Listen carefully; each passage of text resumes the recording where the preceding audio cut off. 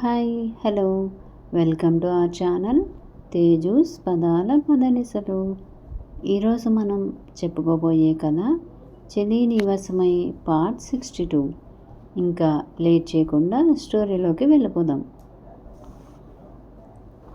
చివరిగా మరో ప్రశ్న. మీ పెళ్ళి తర్వాత కొత్తగా మీరు మొదలుపెట్టిన బిజినెస్ గురించి ఇప్పటి వరకు ఎప్పుడూ కూడా ఇలా జరగలేదు. అంటే ఆర్ఎస్ ఇండస్ట్రీస్ నుంచి ఏ కొత్త బిజినెస్ మొదలైనా అదే పేరుతో ఇంట్రడ్యూస్ అయ్యేది. కానీ మొదటిసారి కొత్త పేరుతో కొత్త బిజినెస్ ఓపెన్ చేశారు. దానికి కారణం ఏంటో తెలుసుకోవచ్చా? అంటే మీరు ఆర్ఎస్ నుంచి బయటకు వచ్చేసినట్ట? మరో విలేకరి అడిగాడు. ఆ ప్రశ్న వినగానే అర్హన్ పెదవుల మీద చిరునవ్వు పాకింది. దీనికి నేను ఖచ్చితంగా సమాధానం చెప్పి తీరాలి. నా పూర్తి పేరు అర్హన్ చంద్రమౌళి. చంద్రమౌళి మా తాతగారి పేరు. ఆయన్ని నేను చూసింది లేదు, కానీ ఆయన గురించి విని ఆయన అభిమానిగా మారాను నేను. అప్పట్లోనే ఆయన వేల కోట్ల ఆస్తి ఉన్నా అది తన పెద్దలు సంపాదించిచ్చింది. నాకంటూ ఒక పేరు గుర్తింపు ఉండాలని తను ఉండే ఊరిని వదిలిపెట్టి సిటీలోకి వచ్చి ఇక్కడ బిజినెస్లు మొదలుపెట్టారట. చాలా తక్కువ సమయంలోనే ఆయనకంటూ ఒక గుర్తింపు తెచ్చుకున్నారు. ఇవాళ మా నాన్నమ్మ మేము ఇలా ఉన్నామంటే దానికి కారణం ఆయన మాత్రమే. అలాంటి ఆయన గురించి నేను ఇవాళ గొప్పగా చెప్పుకుంటున్నట్టు రేపు నా పిల్లలు కూడా నా గురించి గొప్పగా చెప్పుకోవాలి కదా. నా తాతలు తండ్రులు సంపాదించిన ఆస్తిని నాదిగా నేను భావించలేను. ఇప్పుడు నాకంటూ నా లైఫ్ ఉంది. ఇవాళ నా భార్య ప్రశ్నించకపోవచ్చు, కానీ రేపు నా పిల్లలు డాడీ మీరేం చేసేవాళ్ళు అంటే మా తాతలు తండ్రులు ఇచ్చిన ఆస్తిని తిని కూర్చున్నాను అని చెప్పలేను కదా.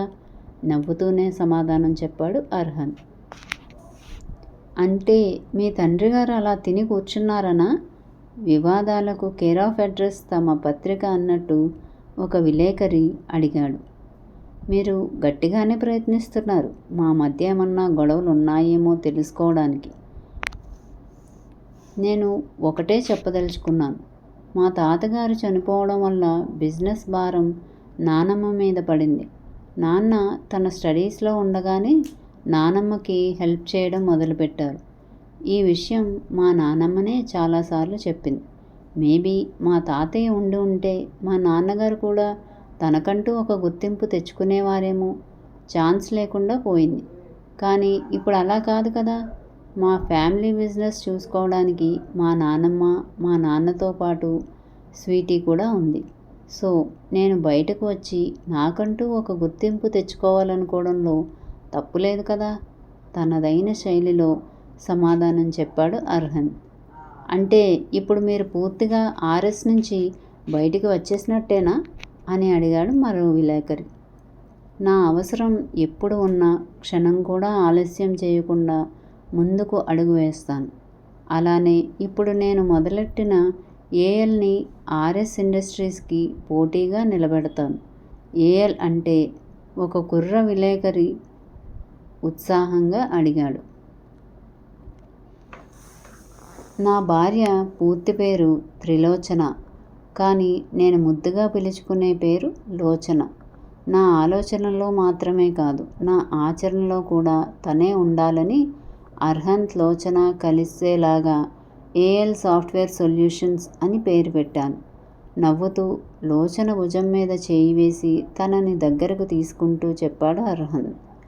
చూస్తుంటే మీ భార్య మీద మీకు చాలా ప్రేమ ఉన్నట్టుంది, మరో విలేకరి అడిగాడు. శారీరకంగానే కాదు, మానసికంగా కూడా పవిత్రంగా ఉండి 3 ముళ్ళు వేసిన భార్యతోనే సుఖదుఖాలు పంచుకోవాలి అని బలంగా అనుకోవడమే కాకుండా ఆ మాట మీద నిలబడి తాళి కట్టే క్షణాన ఏమైనా సర్వస్వం నువ్వే అనుకుని చూడు, ఖచ్చితంగా ఆ క్షణంలోనే నీ భార్యతో ప్రేమలో పడిపోతావు.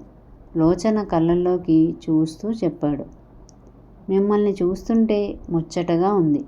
మీరు మీ భార్య గురించి ఇంత బాగా చెప్పారు కదా. మరి మిసెస్ అర్హన్ మీ గురించి ఏమనుకుంటున్నారు?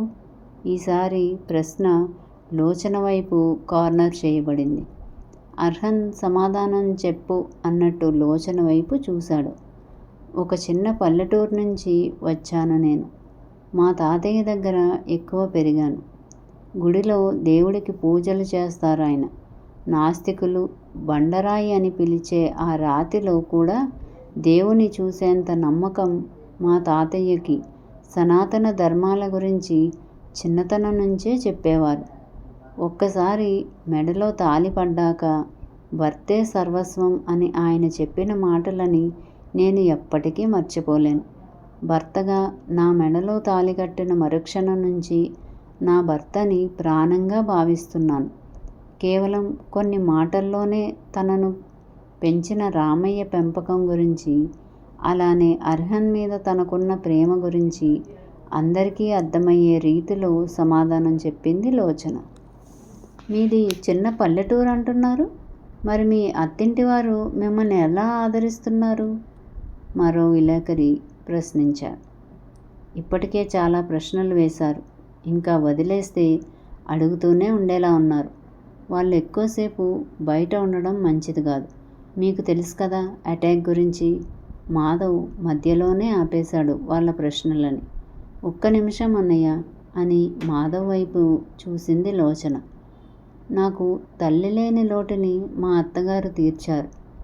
ఇంతకన్నా ఎక్కువ నేను నా అత్తింటి వారి గురించి చెప్పాల్సిన అవసరం లేదనుకుంటా.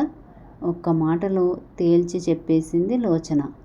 లోచన చెప్పాలనుకుంటే వాళ్ళ ఇంట్లో పరిస్థితుల గురించి చెప్పొచ్చు. కానీ అలా చెప్పకుండా తన ఇంటి గౌరవాన్ని నిలబెట్టిన భార్యని గర్వంగా చూసి, నేను చెప్పగానే ఇక్కడికి వచ్చినందుకు అందరికీ కృతజ్ఞతలు అని చెప్పి తనతో కలిసి వెళ్ళిపోయాడు అర్హన్. మాధవ్ వచ్చిన అందరికీ దగ్గరుండి వీడ్కోలు పలికి వాళ్ళందరూ వెళ్ళాక అప్పుడు అర్హంత్ వాళ్ళు ఉండే ఇంటికి స్టార్ట్ అయ్యాడు. అర్హంత్ ఇంటర్వ్యూని మొదటి నుంచి చూసిన శారద కొడుకు మాటలకు మురిసిపోయింది. అలానే లోచన చెప్పిన విధానానికి ఆకర్షితురాలయ్యింది. లోచన అంత తెలివిగా మాట్లాడగలదు అని ఊహించలేదు శారద. అర్హంత్కి ఏమాత్రం తక్కువ కాకుండా తమ ఇంటి గౌరవాన్ని నిలబెట్టిన కోడలి మీద ప్రేమ మరో 2 రెట్లు పెరిగింది శారదకి. అలానే ఆ ఇంటర్వ్యూని చూసిన రాజేశ్వరీదేవి ప్రస్తుతానికి వారికి వచ్చిన నష్టం ఏమీ లేదు అనుకుని ముందు ముందు తను చేయాలనుకున్న వాటిని పర్ఫెక్ట్గా ప్లాన్ చేయాలని డిసైడ్ అయ్యింది. చక్రపాణి మాత్రం ఎప్పటిలానే అగ్గి మీద గుగ్గిలంలా ఎగిరిపడ్డాడు. కానీ తను ఎంత ఎగిరినా చేయగలిగేది ఏమీ లేదని తెలుసు కాబట్టి కాసేపటికి ఆ ఇంటర్వ్యూ చూస్తున్న ఫోన్ పగలగొట్టి ఊరుకున్నాడు. హలో ఏసీపీ గారు, వాళ్ళ గురించి ఏమైనా తెలిసిందా? కారు ఎక్కగానే ఏసీపీకి కాల్ చేసి అడిగాడు అర్హన్. మీరన్నట్లు వాళ్ళందరూ కిరాయి హంతకులే. జస్ట్ మిమ్మల్ని ఆపడానికి మాత్రమే వాళ్ళకి డీల్ వచ్చింది. మేబీ మీ ప్రెస్ మీట్ గురించి అనుకుంటా. నాకెందుకో ఇది బయట వాళ్ళు చేసినట్టుగా అనిపించడం లేదు. అంటే మీరు ప్రెస్ మీట్ పెట్టింది మీ పర్సనల్ విషయం షేర్ చేసుకోవడానికి. అది ఎవరికో నచ్చలేదు. వాళ్ళే మిమ్మల్ని అడ్డుకోవడానికి వీళ్ళని పంపినట్టున్నారు అని అన్నారు ఏసీపీ. వాళ్ళెవరో తెలుసుకున్నారా అని అడిగాడు అర్హన్. వీళ్ళకేం తెలియదు. వీళ్ళ లీడర్ తప్పించుకున్నాడు. వాడికే డీల్ వచ్చింది. మిమ్మల్ని అడ్డగించాలని చెప్పే వీళ్ళని తీసుకొచ్చాడు. అంతకు మించి వీళ్ళకి ఎలాంటి ఇన్ఫో లేదు, తెలియదు. ఓకే, వాళ్ళకి మీ స్టైల్లో వార్నింగ్ ఇచ్చి పంపించండి అని చెప్పాడు అర్హన్. కానీ కేసు ఫైల్ చేశాం కదా అర్హన్ అని అన్నారు. వాళ్ళ వల్ల యూజ్ ఏం లేదని మీరే చెప్పారు. వాళ్ళ గ్యాంగ్ లీడర్కి ఏదో ఫోన్ కాల్ వచ్చింది అని మాత్రమే చెప్పారు. అదే నిజం కూడా అయి ఉండొచ్చు. అలాంటప్పుడు వాళ్ళని బ్లాక్ చేసి ప్రయోజనం ఏముంది? తప్పు చేసింది ఒకరైతే శిక్ష వీళ్ళెందుకు అనుభవించాలి? ఇది ఎవరు చేయమన్నారో వాళ్ళు శిక్ష అనుభవిస్తారు. నేను చూసుకుంటాను, వాళ్ళని వదిలిపెట్టేయండి. తన నిర్ణయంలో మార్పు లేదు అన్నట్టు స్థిరంగా చెప్పి ఫోన్ పెట్టేశాడు అర్హంత్. మా వీడియో కనుక మీకు నచ్చినట్టయితే లైక్ చేయండి, కామెంట్ చేయండి, సబ్స్క్రైబ్ చేయండి, బెల్ కొట్టండి.